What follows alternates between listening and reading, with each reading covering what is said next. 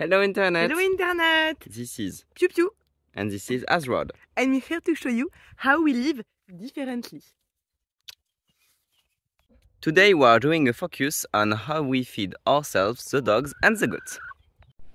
To give you an idea, we count ourselves as 3 persons with dogs and AzrodandPiouPiou, and we used about 10 kilos of rice in 1 month, and you can count about 25 kilos of flour, I think for 2 months for 3 persons, and 25 kilos of flour is less than 50 euros, so not so much.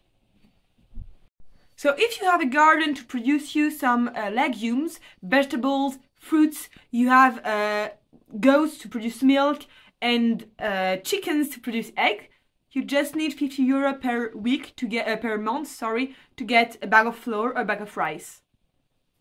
So our advice works in Europe, but if you are in other places in the world and you don't have the same money value, it is probably not the same.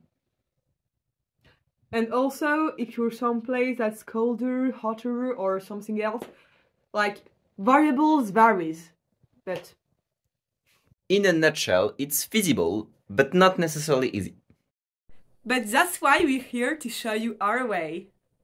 And this is what our meal look like. We have also some canned tuna. And as our stock will deplete, we are going to probably use less and less meat. Unless we begin to kill the animals, which for now isn't something that we look forward to.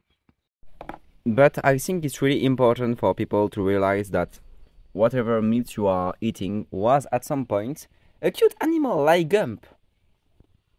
Isn't she adorable? And as we said before, we are trying to feed the dogs the same way we eat. So there is milk inside of the food, so it will give them the appropriate protein amount of the day. Tommy will get a second scoop. It's kinda cute, it's hard for them to eat because it's still a bit hot. Don't worry, it's not hot enough to burn them, it's just hot enough for it to be weird to eat. We are able to eat it as of now, so it should be fine for their taste without an issue. Because croquettes and dry pet food is not warm when you serve it, unless you're really weird. Would you imagine put it like croquettes in the microwave? Or in a pan. Tommy! C'est pas ton assiette là! T'as de la nourriture en plus, tu fais quoi? As you can see, the dog finished their meal. Norbert, who has been here for 15 years, as a reminder, this place is an open place, and Norbert leaves container outside to collect rainwater, and for whatever reasons, the dog and the goat prefer to drink in the containers rather than the magnificent river we take them every day to.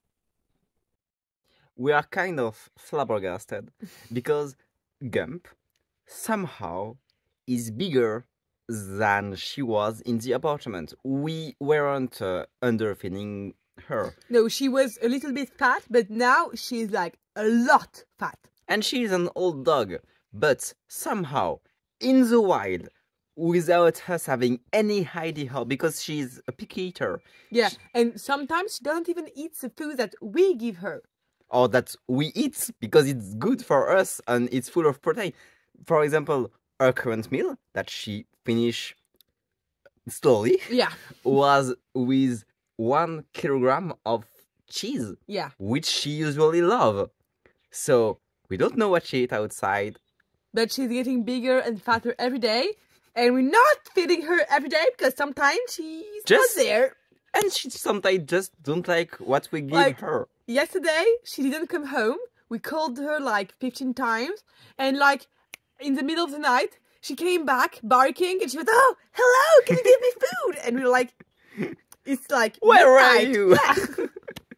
And then she went away to scream because she loved to bark at night to neighbor dogs. That we don't see. Yeah, but because she understood that we don't really like to be waken up by her barking, she learned to get a bit further from where we sleep.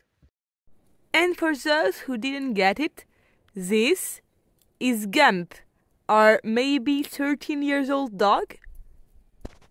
We say maybe because she spent most of her life in... Comment est-ce qu'on dit des refuges? Rescue? We say 30 maybe because... 13. 30 would 30, be 13. the oldest dog that ever No. lived. Yes.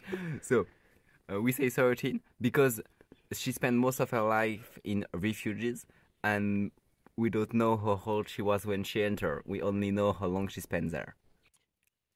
When they found her, they approximated that she was 3 years old.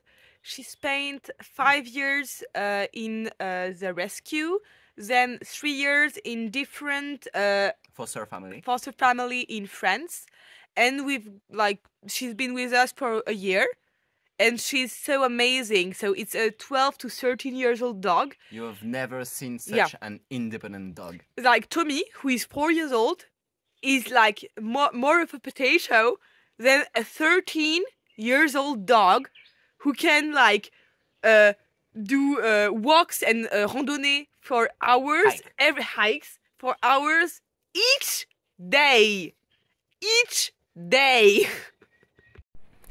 So Gump and Tommy. But if they get hungry because they don't get enough meat, they can even hunt chickens. We won't appreciate that, but they can, because our dogs, such as our goats, such as our chickens, are all free-ranged.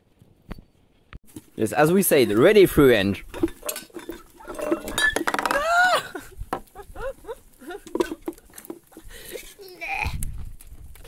So this is Titine.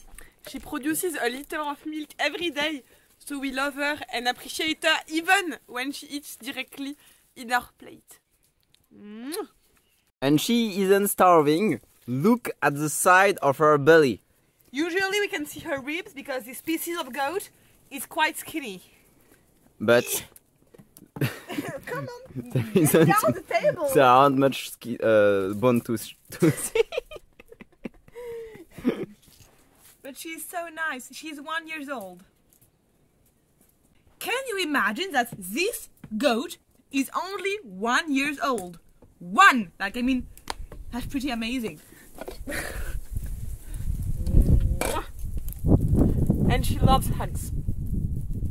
And when she bells, like bleh, her eyes kind of pop out of. It's kind of weird, and the other goats don't do that, and she's so lovely. Oh, aren't you lovely? Do you want a glass of milk? Yes.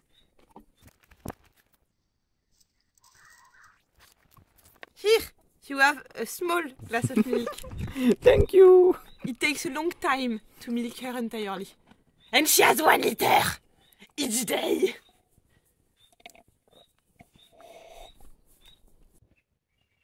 Milk from her teat is warm and foamy. It's amazingly good. And this is the view we end the day with. And if you like it, you should know it's way better with your own eyes than with the camera. And we are also untying the goat harness and checking with the chicken. Hello, Barbara. So now this is Azrod. We love you and appreciate you. See you. Bye.